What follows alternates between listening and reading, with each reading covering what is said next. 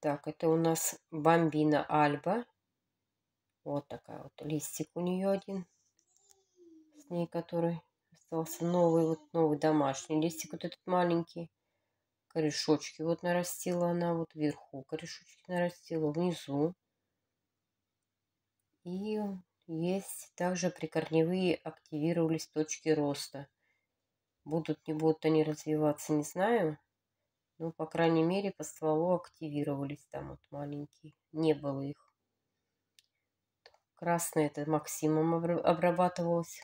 Когда у нее вот слизь пошла с соплями, обрабатывала ее. Вроде остановилось. Это все, что вот у нее осталось.